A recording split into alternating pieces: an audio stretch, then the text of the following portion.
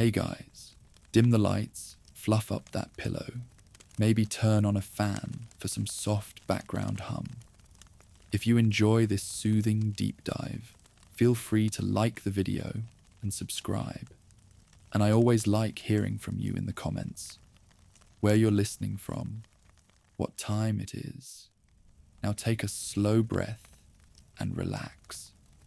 In our modern world, murder is the ultimate crime. The mere thought of it is chilling, and the punishment is as severe as it gets. Life in prison or worse. But close your eyes and imagine for a moment. What if killing someone didn't automatically land you in prison or on death row? What if, in a world lit only by fire and ruled by kings and chieftains, ending a life simply landed you with a bill? Yes, a bill. An invoice for one homicide, payable in silver or gold, due to the victim's family in, say, 30 days. It sounds like a morbid joke. It sounds like something out of a dark comedy sketch or a twisted old fairy tale. Yet it was very real. In the early Middle Ages, there existed a strange world where justice was basically a price list. A world where the question, how much is a life worth, had an actual answer, neatly tabulated in law. Welcome to that world. Welcome to a time when every person had a price tag, quite literally. This isn't a fantasy economy from a video game or a surreal John Oliver skit about putting a price on human life. It's the historical truth of how law and order often worked over 1,000 years ago. And believe it or not, this system of paying for your crimes was not dreamt up by villains or tyrants. It was created to keep the peace in an age of darkness and danger. Let's travel back, softly and slowly, to around the 7th century in what we now call England. Back then, it was a patchwork of little Anglo-Saxon kingdoms with names like Wessex, Mercia, and Kent. In a small village of that time, imagine a quiet hamlet of wooden huts and a central hall. By day, you'd see smoke curling from thatched roofs, hear the cluck of chickens and the shouts of children playing. By night, families huddled by fires as outside wolves, and perhaps worse, bandits or feuding neighbours, howled in the dark. Law as we know it, police, courts, prisons, didn't really exist. Instead, family and honour ruled the day. If someone harmed your kin, it was often on you and your brothers to seek justice. And in a time when everyone carried knives and axes, justice easily turned into revenge, and revenge into a blood feud that could last generations. Picture one such night. A drunken quarrel in that village alehouse leads to a scuffle. Harsh words, maybe an insult over someone's livestock or an imagined slight. Before anyone can calm them, steel flashes in the firelight, a knife drawn in anger. In the commotion, a man falls to the earthen floor, blood darkening his tunic. His killer stands over him, chest heaving, realizing what he's done. The room falls silent except for the crackle of the fire and the ragged breath of the living. A life has been taken. Today, we would shout for someone to call 911. Sirens would wail, an arrest would be made, and our scene would move to a courthouse with a judge and jury. But in this medieval village, none of that exists. There is no hotline to call, no police force, no state prosecutor.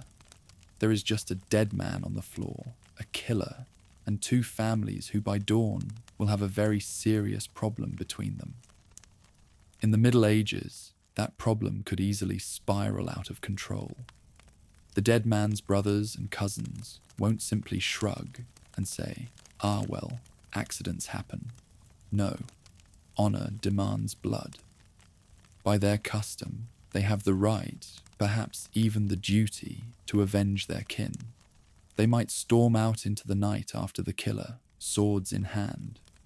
By morning, the killer's family could be drawn in, and more blood could be shed in retaliation. One death could become a cycle. Kill and counter-kill. A vendetta that leaps like wildfire from one generation to the next. It's a terrifying thought, isn't it? That a single tavern brawl could ignite a feud that burns down an entire community. And indeed, early medieval writings are full of laments about feuds and vengeance tearing people apart. This was a world constantly balancing on a knife's edge of retribution. But now, picture instead that as the victim's family gathers, red-eyed with grief and anger, an elder steps between the two clans. Perhaps it's the local chieftain, or a respected wise man with a long grey beard and a voice like calm water. He raises a hand and speaks softly but firmly. Stop. There is another way. Instead of taking the killer's life in return, what if the killer's family could do something to make amends short of more death? What if there was a guide, a list of values that set out exactly what must be given to settle the matter? Something that says, essentially, we acknowledge the value of the life lost, and here is compensation for that loss. It sounds a bit cold, almost like putting a loved one up for sale. But when the alternative is endless revenge, maybe a cold bargain is better than a hot feud. This idea, simple as it is, was revolutionary and practical. The Anglo-Saxons had a word for it, Wergild, sometimes spelled Wergild. In their Old English tongue, wer means man, and gild means payment, or gold. Wergild literally meant man price, the price of a human life. It was essentially a price list for human beings, used to figure out how much should be paid by someone who killed or injured someone else. Pay the price and you've settled the matter. Vengeance was supposed to stop there. So on that grim night in the village, instead of a fresh corpse by morning and the feud widening, you'd have negotiations. The killer's family, perhaps trembling and desperate, would offer to pay the Wergild for the dead man. That means handing over a hefty amount of money or valuables, whatever the law or custom says that person's life is worth. The victim's family, in accepting the payment, essentially agrees not to pursue revenge. It's more, I sue you for damages, than I demand your head. In a strange way, it's as if the whole tragedy is reframed. From a crime to be punished, to a debt to be paid, the act of killing becomes not the start of an endless vendetta, but a sort of awful financial transaction that closes the book on the incident, at least in theory. It is, I admit, a rather mercenary way to handle murder, and it raises all kinds of uncomfortable questions, like, can you really pay for a life? What does it say about society if everything, even your own father or son, has a set monetary value? Yet for those medieval folk, this system made a rough kind of sense. Life was hard and fragile. Keeping the community intact was paramount. They viewed these payments not as putting a mere price tag on someone's existence in a flippant way, but as a necessary salve for wounded honor and grief. The payment acknowledged the value of the lost life, in a world where value was often measured in the most tangible way they knew: silver coins, golden rings, or herds of animals. It was a form of justice that sought to restore balance rather than take an eye for an eye. Now, lean back a moment and let me gently walk you through just how detailed and downright macabre this price list could get. Because once medieval lawmakers got started with this idea of pricing out justice, they really committed to it. In that wonderfully obsessive way, only bureaucrats, or perhaps dungeon masters designing a fantasy RPG, can. They turned crime and punishment into a catalogue of offences and compensations. And I promise, some of these entries will make you raise an eyebrow. maybe even crack a little smile at the sheer bizarreness.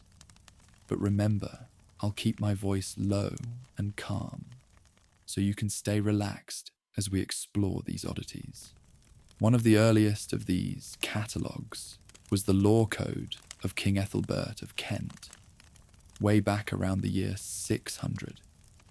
Think of King Ethelbert as an early law geek who decided to write down all the traditional fines and penalties so people would stop guessing and start paying up properly. His scribes compiled dozens upon dozens of clauses, like lines out of an ancient legal handbook. To us, it reads a bit like a shopping list drawn up by the Grim Reaper's accountant.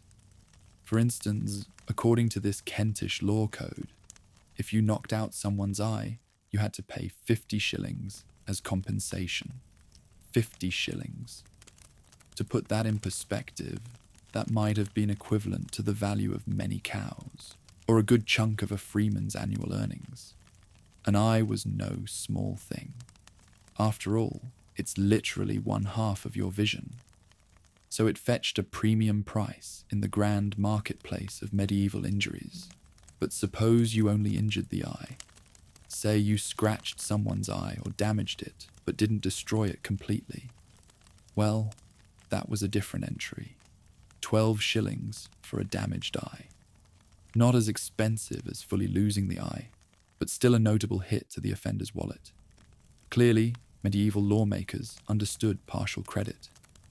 Eye, damaged, but still in head, 12 shillings. Eye, completely knocked out, 50 shillings. It's grim, yes, but also strangely logical in its itemized way. Now, if instead of the eye you decided to go for the arms, perhaps you fancied yourself a medieval boxer, breaking someone's arm would cost you a mere 6 shillings. That's right, shatter a limb, 6 shillings. Less than 1/8 the price of an eye. Quite the bargain, comparatively. Maybe the thinking was that an arm can heal, whereas an eye is gone forever. Or maybe the law writers had a dark sense of humour. Broken arm, 6 shillings. Clean out your pigsty and skip a few ales, and you'll cover that fine in no time. Feeling squeamish yet? Don't worry, I'll keep things gentle. It's oddly fascinating rather than frightening, like browsing a peculiar antique catalogue. Let's browse a little more of that catalogue, shall we? If you were to break someone's jaw, that would be 20 shillings. Perhaps because a broken jaw makes it hard to eat, and nobody wants to sip medieval gruel through a straw. That would just be adding insult to injury. If you cut off a thumb, that was also around 20 shillings. Thumbs are pretty important. Opposable thumbs are basically what make us decent at holding things like swords or mugs of mead, which might be equally important to an Anglo-Saxon on a Saturday night. Now let's talk fingers in general, because the medieval laws sure did. They itemized every single finger, like a bizarre menu at a cannibalistic finger food restaurant, pardon the imagery. The index finger, often called the shooting finger, since you'd use it to pull a bowstring, would run you about 9 shillings if you chopped it off someone. The middle finger, surprisingly, only 4 shillings.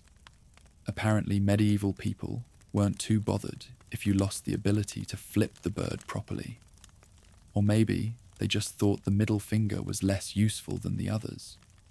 The ring finger, quaintly referred to as the gold finger, presumably because of rings, was priced at 6 shillings.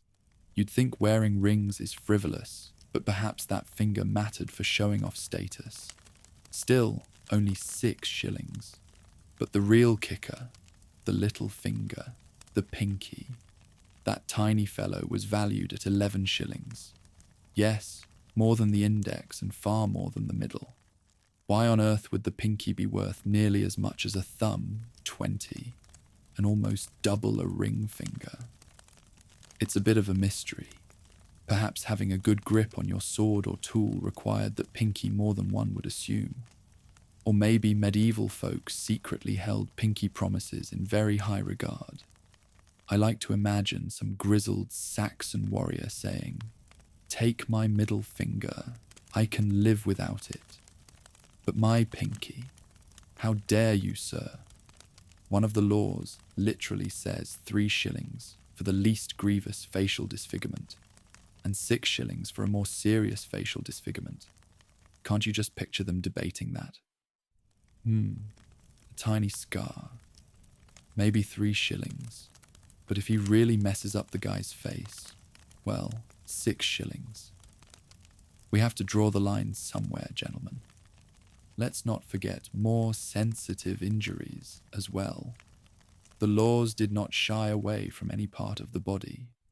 If you're comfortable, I'll gently mention one particularly telling entry. If a man's ability to have children, yes, that ability, was destroyed by an injury, the fine was literally 3 times his normal life price. In other words, if you effectively ended a man's family line by damaging his, essential equipment, you owed triple what you'd owe for killing him outright.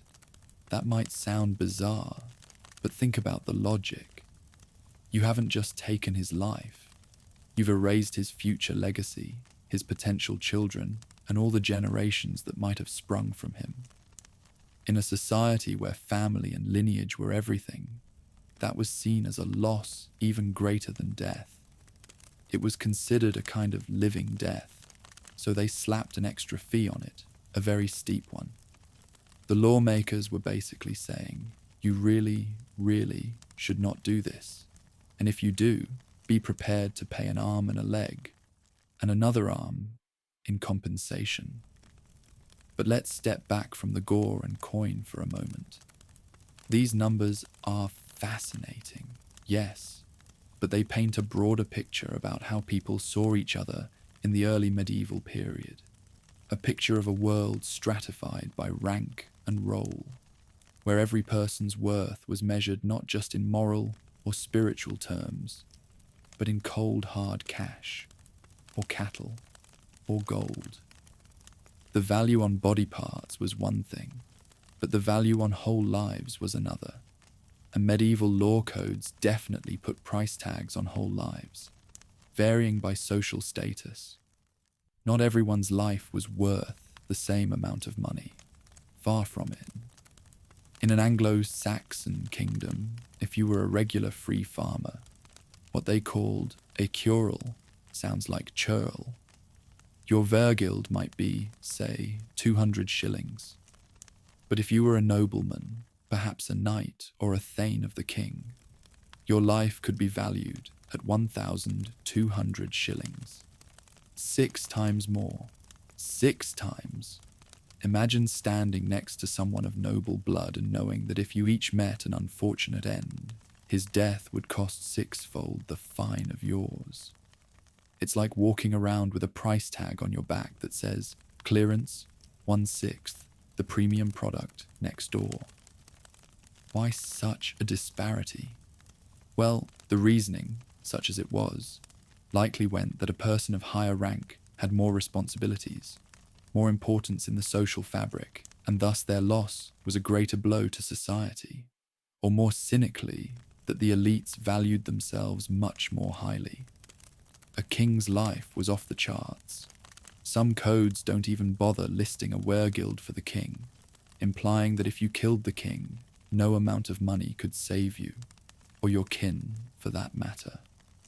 The vengeance for a slain king was usually on a whole different level. Think armies, executions, and general unpleasantness. So Wergild was more for common scenarios. But still, the gulf between a peasant and a noble's man price is stark. Here's a little scene to picture. A grizzled medieval law speaker stands up in the mead hall and recites, from memory, the hierarchy of Wergild values. The common folk murmur in agreement, or maybe a bit of resentment, as he intones, "If a ceorl be slain, let 200 shillings be paid to his kin. If a nobleman be slain, Let 1,200 shillings be paid. Perhaps somewhere in the back, a cheeky fellow whispers, "What if he's only mostly noble?" And his friend elbows him to shut up. But jokes aside, everyone understands. This is the law. It's been this way for as long as they remember, and it keeps things from boiling over. You may not like that your lord's life is worth more than yours in the law's eyes, but at least someone will pay dearly if you end up dead. Now, what about those unfortunate souls at the bottom of the social ladder? The enslaved, the serfs, the people considered property in that era. Grimly, their lives were not valued much at all in these codes, at least not in the same way. If a slave was killed, typically, the fine went to the slave's owner as compensation for lost property, much like if someone killed your cow. The amount might be equivalent to the slave's market value, maybe the price of a strong ox or two. In other words, the law often didn't see a slave as a person with a personal Wergild, but rather as an asset belonging to someone. It's an unsettling reality of that time. A slave's life was, legally speaking, worth less because it was measured by economic utility. If you free a slave and he becomes a freedman, then he might have a Wergild of his own. Some codes list reduced Wergilds for freed men of various ranks, like 40 shillings or 80 shillings, depending on how important they were deemed. But a slave, sadly, was listed alongside cattle and goods. It's a bit chilling, isn't it? The way they calculated humanity in those days. And yet, before we judge them too harshly by modern standards, let's remember what the alternative was. Without these rules, any injury could spark blood revenge. The Wergild system may sound barbaric in its own way, but it was meant to replace something even more barbaric, the endless tit-for-tat of violence. It was a social peace mechanism. People back then might well have seen it not as, "Oh, lives are cheap, you can buy your way out of murder," but rather, "Thank God, we have a system to stop murders from multiplying further." In fact, early medieval law wasn't very much about punishing a criminal to satisfy some abstract justice, the way modern courts try to do. Instead, it was often about making the victim or their family whole again, or as whole as possible, and thereby preventing a feud. Think of it like this. Nowadays, if someone commits a crime, the state prosecutes them as a crime against society, and maybe the criminal goes to jail or gets executed. The victim's family might feel justice is served, or maybe they feel it isn't enough. But back then, the family took center stage. Every crime was personal. The law stepped in not to throw the offender in a dungeon, but to play the role of mediator, accountant, and peace broker. The authorities, like kings or local lords, basically said, "All right, you two families, here's the deal. You will pay them X amount. They will accept it. You will both swear to end the feud. And if anyone resumes the violence, guess what? Then you'll have me, the king, to answer to." I should mention, sometimes the king or lord took a cut too. In some law codes, if you killed someone, you not only owed the family their Wergild, but you also owed the king a fine for disturbing the king's peace, or for the fact that a subject of his was killed on his watch. It's a bit like how today, even if you settle a wrongful death suit with a family, you still might face criminal charges by the state. Back then, the logic was, the king's peace has been broken, so pay the king 50 shillings, a number that shows up in laws of Kent, for instance, for certain serious violations in addition to whatever you owe the family. One could cynically view that as the king wetting his beak in the whole affair. A royal processing fee, if you will, for murder incorporated. But it also reinforced that violence was not just between families. It was an issue for the community leader too. Now let's take a slow breath and absorb how different this is from our world today. Close your eyes if you like, and imagine if we handled things this way now. It's a bizarre mental exercise, but stay with me. We'll keep it light and hypothetical. Imagine a modern courtroom drama where the judge says, "Mr. Smith, you stand accused of breaking Mr. Johnson's nose in a bar fight. Have you and Mr. Johnson's family agreed on a price?" And Mr. Smith's lawyer stands up. "Yes, Your Honor. My client will be paying $1,000 for the broken nose, plus $500 for the emotional distress of an ugly bruise." The judge nods, bangs the gavel, and that's that. Case closed, pay the man, no jail time, just don't do it again. Or more dramatically, imagine a headline. Local man pays fine for manslaughter. Family forgives debt. No jail. Would that make you feel safe? Probably not. We expect murderers to be locked away, or worse, not just to write a check and move on. It sounds like something out of a dystopian satire, where the rich literally pay to get away with crimes. In fact, if you have a dry sense of humor, you might say parts of our society already work like that. Think of huge corporations that commit wrongdoings and just pay big fines without anyone going to jail.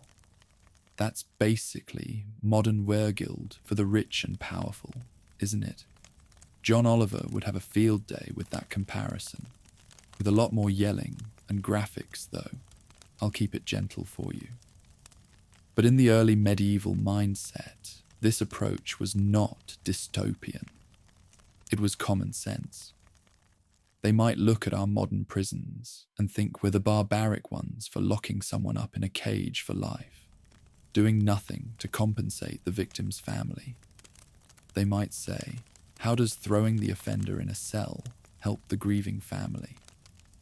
Better repay them so they can at least rebuild their lives. It's a different logic altogether. Neither side is exactly warm and fuzzy, mind you. Whether you pay money or serve time, someone's still been hurt or killed. But it's interesting to see how notions of justice can vary so much. Let me take you on a brief detour now, because England wasn't the only place with Wergild. Far from it. This was a Germanic thing, a Celtic thing, a pretty widespread early medieval thing. If we quietly wander across the English Channel to continental Europe, you'd find the Frankish kingdoms, the ancestors of the French and Germans kind of, had their own version. The Salic law, which was the law code of the Salian Franks, was written down around the 6th century. Legend says maybe under King Clovis, a tough fellow known for uniting the Franks and, according to law, once baptizing a convert with a well-timed battle-axe throw. But that's another tale. Salic law is full of fines and wergilds too. The Franks had a society with both Franks and Gallo-Romans living together. And guess what? Their law sometimes gave different values to people based on whether they were Frankish or Roman. It's a bit convoluted, but one example. The fine for certain crimes like assault or robbery could be higher if the victim was a Frank, one of our folks, as the law saw it, versus a Roman, the people who had been conquered or assimilated. But oddly, if someone was outright killed, the death of a Roman citizen sometimes carried a higher wergild than the death of a Frankish one. It's like they couldn't quite decide whose life was more valuable. Or maybe they just really wanted to discourage their rowdy warriors from killing the remaining Romans under their rule. Because hey, someone's got to pay taxes and till the land. The specifics could get pretty hairy, with layers of fines for all kinds of scenarios. But at heart, the Franks too believed no crime without compensation. Over in the forests and fjords of the north, the Viking Age folk, the Norse in Scandinavia and places like Iceland also practiced something similar. In fact, the old Norse sagas, those wonderful Icelandic tales of heroes, feuds, and the occasional dragon, are practically dripping with Wergild disputes. A typical saga scene. Two clans are at each other's throats because someone killed someone. It's always because someone killed someone, those sagas. They convene at the local assembly, the Thing. Imagine a Viking town meeting, but with more axes in the crowd. And there, amid much beard-stroking and scowling, they negotiate a settlement. Thorvald killed Bjorn, so Thorvald's family will pay Bjorn's family 200 ounces of silver, plus 2 fine horses, plus 1 sword inlaid with gold, and maybe throw in a cloak for good measure. Sometimes the deal is accepted and sealed with solemn oaths and probably a round of ale. And lo, the feud ends with no further bloodshed. Other times makes for a juicier saga. Someone stands up and shouts, "This is an insult.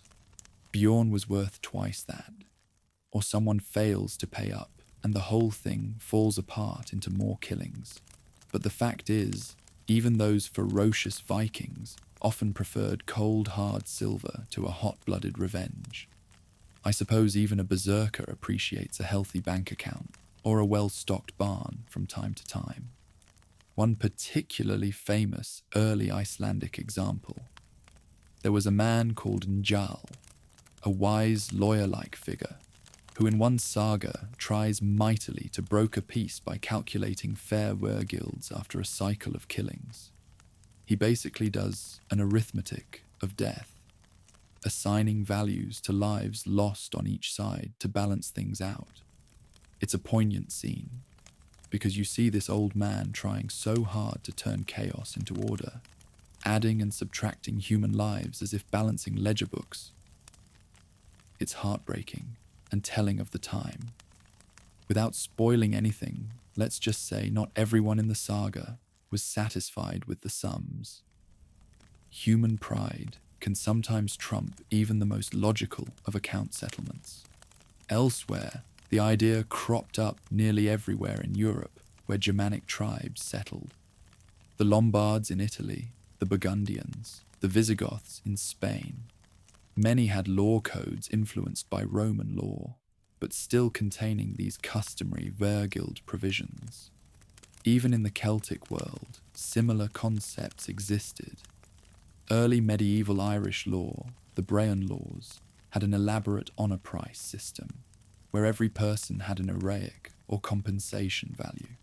If you insulted or injured someone, you paid according to their honour price. A king's honour price was huge. A bard or poet had a high honour price too. Apparently insulting a poet cost a lot. Medieval Ireland took their poets seriously. If you killed someone, the fine, called crow, meaning blood, had to be paid to their family to settle the matter. In Wales, they had the galaners, which was basically the Welsh term for the blood price, and likewise detailed tables of who was worth what. It's as if a large portion of the known world at that time shared a common understanding. We've all got 2 ways to deal with violence, either keep it going or put a price on it and call it quits. And time and again, they chose the price, hoping to call it quits. Now, I won't pretend it was all sunshine and successful conflict resolution. Wergild didn't always work. There were certainly stubborn souls who refused to accept compensation and insisted on revenge. Some crimes were too heinous or too wrapped up in personal hatred for money to suffice. And there's evidence that as the Middle Ages went on, especially the later Middle Ages, the idea of paying your way out of serious crimes started to fall out of favour. Kings got more powerful and started thinking more about crimes as offences against the state or the crown, rather than just against a family. By the High Middle Ages, say 12th, 13th century and onward, you start seeing more royal justice, trial by jury, execution for murderers, jails and gallows becoming a fixture of towns. The concept of Wergild gradually faded in many places as centralized justice took over, but echoes of Wergild never completely disappeared. Even today, there's an element of our legal system that resembles it. The idea of a financial compensation for wrongdoing. If someone is wrongfully killed, the perpetrator might go to prison, yes. But there's also usually a civil lawsuit or insurance payout that assigns a monetary value to that lost life in terms of lost income, emotional suffering, etc. We don't call it man price, and we don't let that substitute for punishment, but it's there as a recognition. Money must be paid to the victims or their families. In a way, we separated the two aspects. The state punishes the criminal, and separately, the criminal or an insurance company compensates the victim's family. In the olden times, those two were one and the same. The punishment was the compensation. Pay the family and you're done. The slate is clean, at least legally.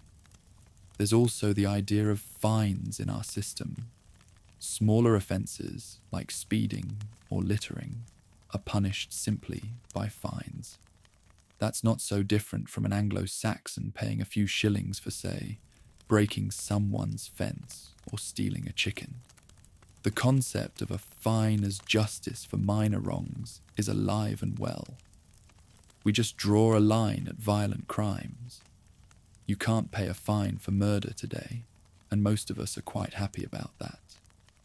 But the next time you grumble about a parking ticket or a library fine, you might reflect with a sleepy smile that you're participating in a very old tradition of paying for your misdeeds instead of, say, losing a hand for theft, which, by the way, was not the usual punishment in early medieval Europe. They preferred a fine for theft too.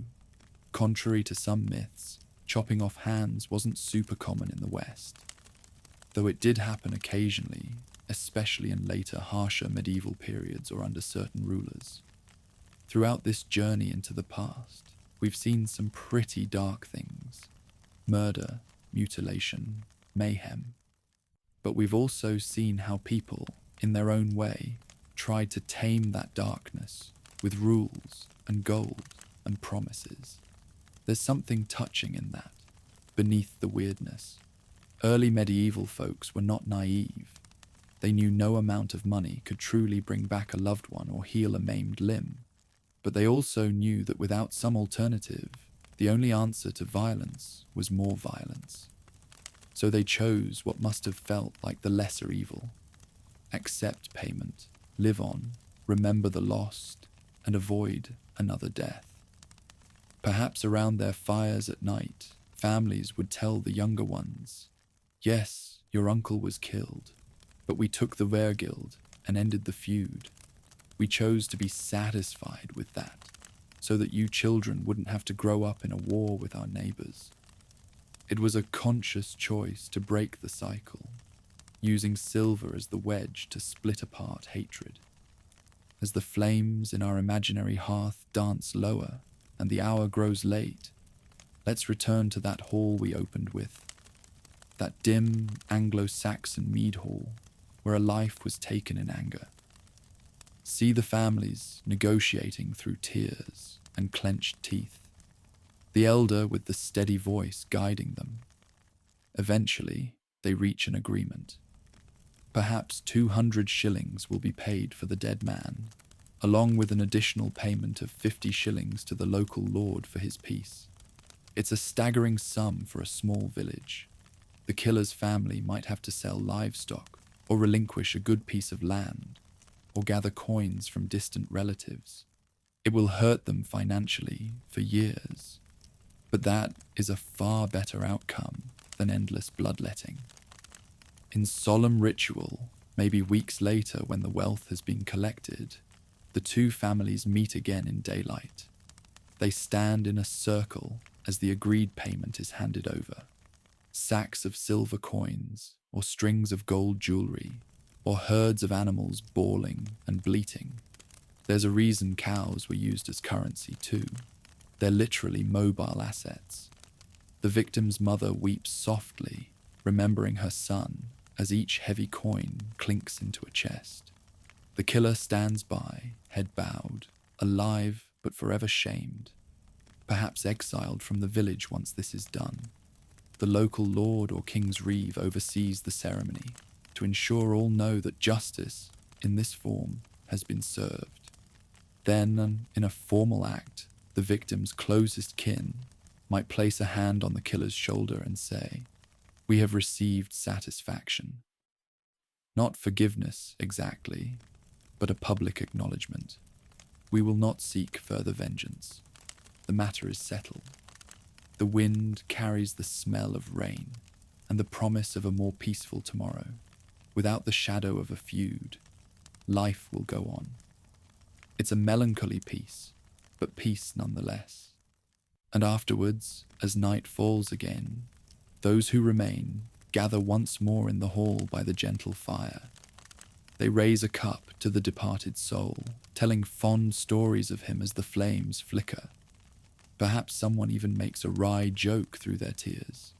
He always said he wasn't worth much, but turns out he fetched a king's ransom after all. A soft ripple of laughter passes, the kind that hurts a little, but heals a little too. They all know that no amount of coin can truly equate to the warm laugh or strong arm of the friend or kin they lost. But they also know that by accepting the Wergild, they have given a gift to their community, the chance to heal without more funerals. The fire pops. A log collapses into glowing red coals, sending a brief swirl of sparks up the chimney. The hour grows late. In our own time, here, listening to this strange historical reverie, you too might feel a weight in your eyelids, a heaviness in your limbs as sleep beckons.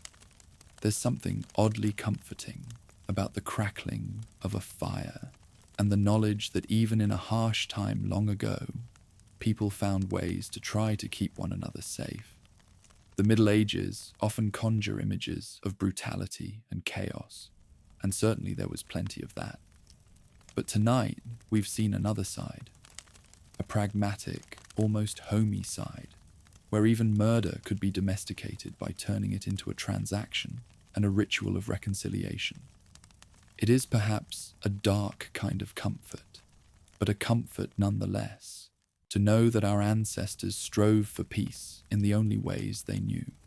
They sat in halls like this, under smoky rafters, and used whatever tools they had, be it gold or oaths or tradition, to ensure that life could go on after tragedy. It wasn't perfect or fair by our standards. A rich man could kill a poor man and pay the fine easier than a poor man killing a rich man, which echoes in some injustices we still see today. But it was their earnest attempt to impose order on a violent world. And because of that, many a little medieval village managed to avoid tearing itself apart. Children grew up, harvests came and went, and not every insult or injury turned into a clan war. For that, perhaps we can nod in respect to the idea of Wergild. Strange and calculating though it was, it just might have been a lifesaver, literally. Now as you drift in the comfortable darkness, think of how far we've journeyed. From the Kentish laws of Ethelbert, through the Frankish realms, over to Viking sagas and Celtic customs, and back to our cozy hearth in the English night. You've wandered through over a millennium-old legalese and come out the other side with a few new odd facts and, I hope, a sense of calm storytelling well earned. Maybe tomorrow you'll remember an amusing tidbit, like the price of a missing eye, or that curious premium on pinky fingers, and it will make you chuckle softly. Maybe you'll share the thought with a friend. Hey, did you know in the Dark Ages, if you broke someone's arm, You could just pay them 6 shillings. Crazy, right? And maybe you'll also remember the deeper reason behind it. That those were times when law was about patching things up and preventing worse. For now, though, you don't need to remember every detail. You can let them all go. Trust that they're recorded in the annals of history. You don't have to keep them all in your head. Let your mind float free from the numbers and names. All that matters now is the soft glow of the imaginary fireplace, the gentle atmosphere we've conjured, and the knowledge that you are safe here in the present, warm and at peace. If any stray thoughts linger, perhaps an image of a medieval hall or a line from this long tale, you can just let it fade gently as sleep comes for you. Feel the weight of your body sinking into your bed, akin to a traveller finally finding rest at an inn after a long journey on a dusty road. Hear the last crackles of the fire as they grow quieter, turning into the soft hush of night. The Middle Ages were full of surprises, and tonight we uncovered just one of them in a calm, winding story. There are countless more tales in history's vast tapestry, some stark, some inspiring, some downright bizarre. But those can wait for another dreamy night. For now, take a slow, deep breath, and another, let any tensions slip away. You've traveled far in time and space and earned this rest. In the strange ledger of medieval justice, your debt for staying awake has been paid by the coin of knowledge and a bit of humour, and now you are free to drift off. No feuds pursue you, no debts burden you. There is only the present moment and the gentle call of sleep. So good night, dear listener. May your dreams be peaceful, perhaps with the faint glow of a hearth and echoes of ancient voices making earnest bargains. You are safe, you are warm, and it's time now to let go. Sleep well, as the last ember of our tale winks out and darkness brings comfort to the hall. Sleep well, and peace be with you, now and always.